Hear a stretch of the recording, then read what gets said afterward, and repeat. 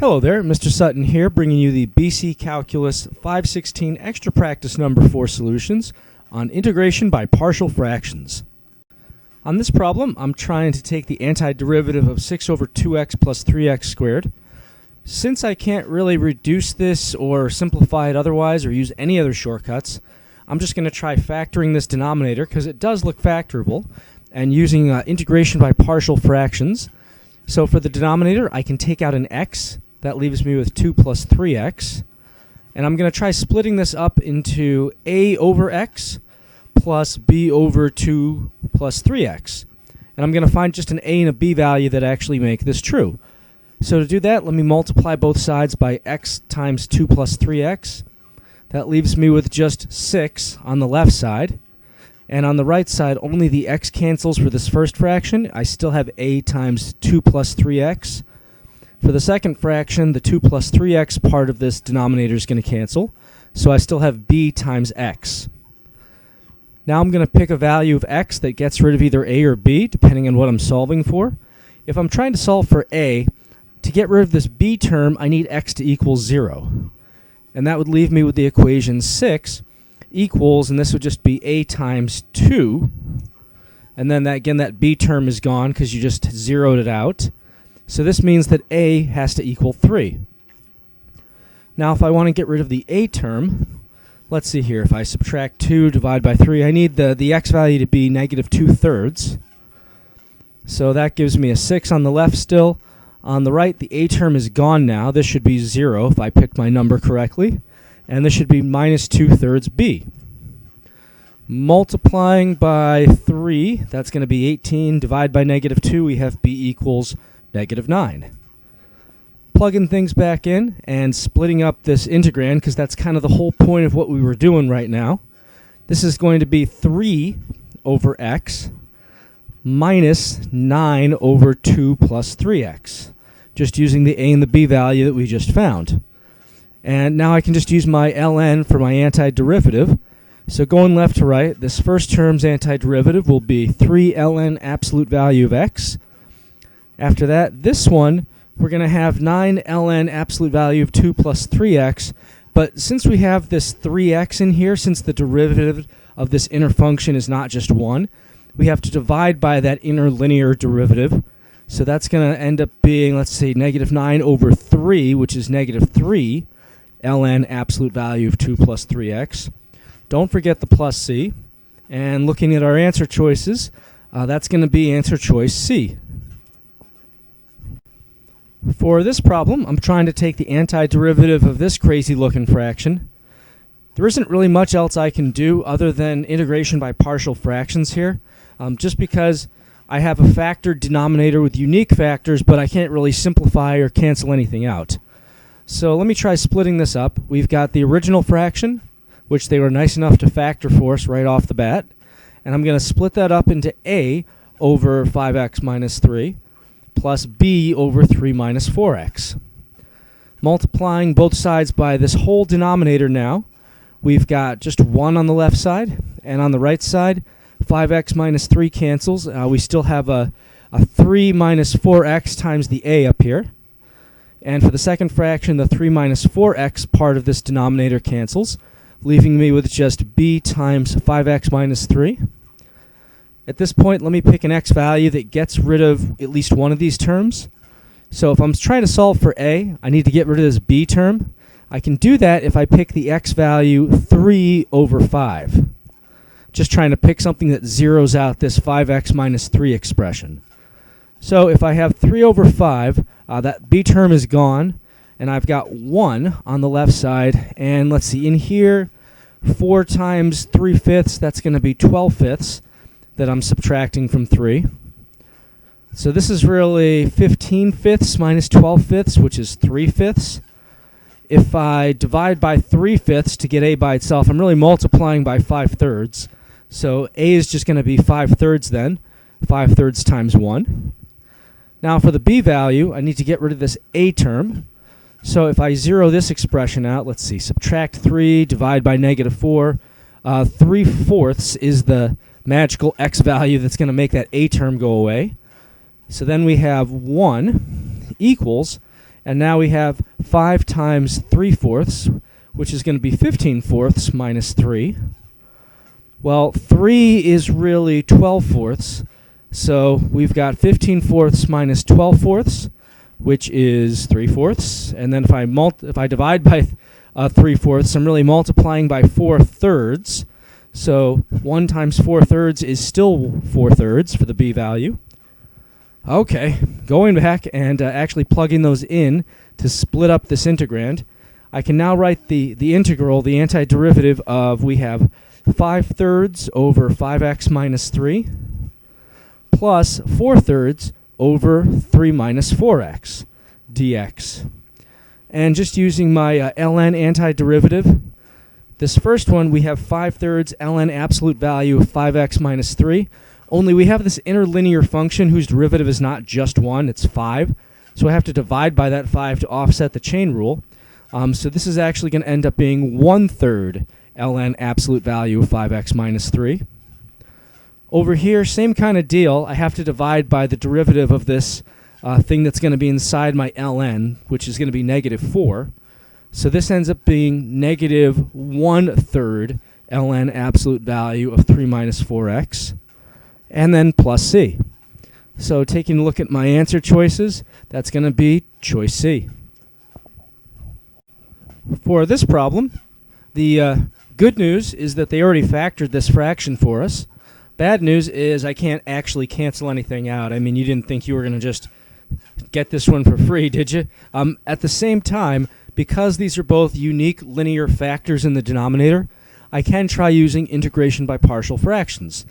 So we're going to take the antiderivative with that technique, and then we'll evaluate this from 0 to 1.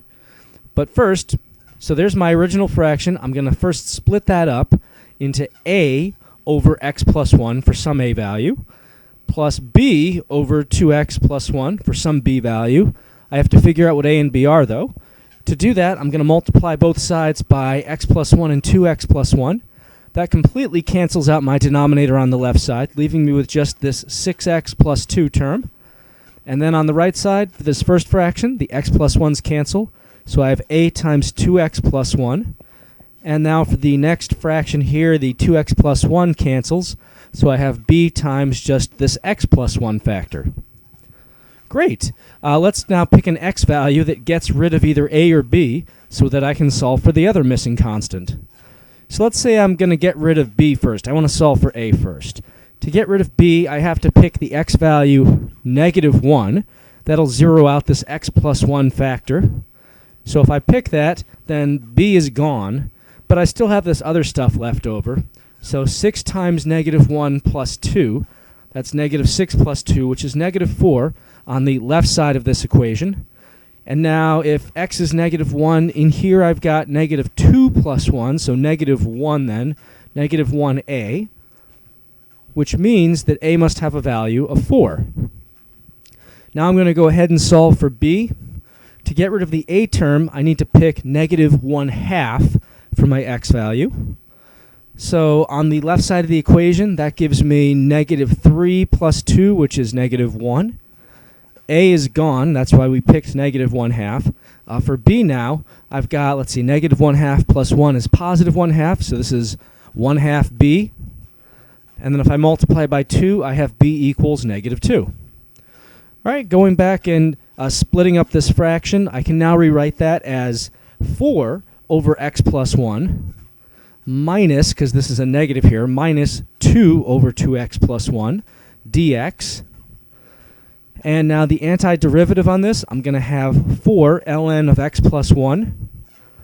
And now minus, and now we have to be careful here. I'm going to have a 2 ln of absolute value of 2x plus 1. But since that inner function of 2x plus 1 has a derivative of something other than 1, since it's a linear, and the derivative is 2, we're going to have to divide by that 2 to offset the chain rule. So this just ends up being -1 ln absolute value of 2x plus 1. And now we're evaluating all of that from 0 to 1. So I've got all of this stuff with 1 plugged in, minus all of this stuff with 0 plugged in. Good times. Let's go from left to right and just simplify this a little bit. Normally I wouldn't, but I mean we have to match in multiple choice here. So let's do it. We have 4 ln of 2 minus, this is going to be ln of 3. And then over here, this is 4 ln of 1, but wait a sec, the ln of 1 is just 0. So that first term is gone. For this next one, I have minus ln of 1. ln of 1, again, that's 0, so that's gone. So when the dust settles, this is all that's left over. Looking at the answer choices, it doesn't look like we needed to simplify anymore to pick answer choice B. On this problem, we want to know which of the following is equivalent to this original integral right here. So if you're trying to integrate this thing, and that's pretty much what you're doing, is you pick a technique, and somewhere along the way you end up with something that matches an answer choice. If you're trying to integrate this thing, there really isn't a whole lot you can do other than try to factor out that denominator and use integration by partial fractions. I mean, you can't simplify it or anything else. So we can factor out an x from the denominator. That'll give us x parentheses x minus 4. And I'm going to split that up now into a over x plus b over x minus 4. I don't know what a and b are, but I'm going to try to find that out right now. So to do that, let me multiply both sides of this equation I've just created by x times x minus 4. That completely cancels out the denominator on the left side, leaving me with just 1 over there. On the right side for this first fraction, the x's are gone, so I have a times this other factor of x minus 4. And for this next fraction, the x minus 4's are gone, so that's going to be b times this x.